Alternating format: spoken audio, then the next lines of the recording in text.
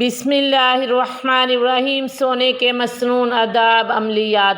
حضرت برا بن عازب رضی اللہ تعالی عنہما روایت کرتے ہیں کہ رسول اللہ صلی اللہ علیہ وآلہ وسلم نے مجھ سے فرمایا کہ جب تم اپنے بستر پر آؤ تو کہو، اے اللہ، میں نے اپنے آپ کو تیرے سپرد کر دیا، اور میں نے اپنے چہرے کو بھی تیری طرف کر دیا، اور اپنے تمام معاملات تیری طرف سپرد کر دیے، اور میں نے اپنی پیٹھ کو تیری طرف جھکا دیا، تیری طرف رغبت کرتے ہوئے اور تیرے عذاب سے ڈرتے ہوئے۔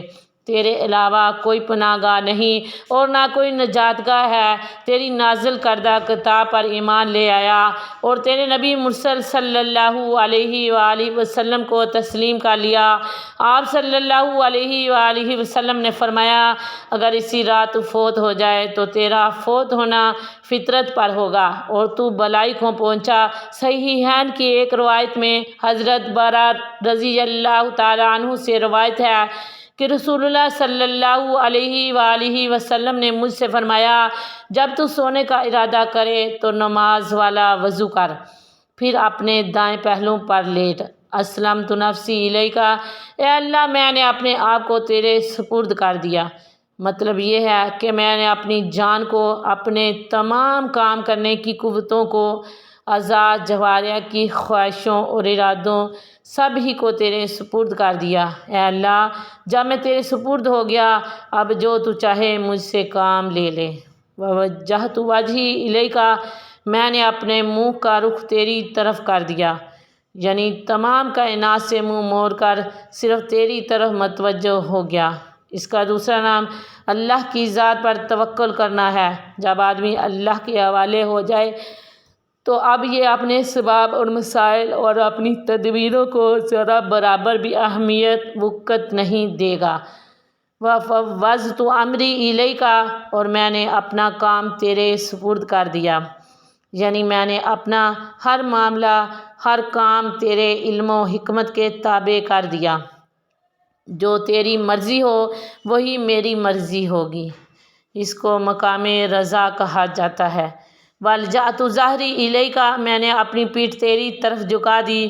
میرے دنیاوی یا دینی کاموں کو کرنے میں جو بھی تدبیریں، کوششیں میں کرتا ہوں، اس کام کو تکمیل تک پہنچانا تیرے ہی فضل و کرم اور تیرے ہی توفیق دینے پر ہے۔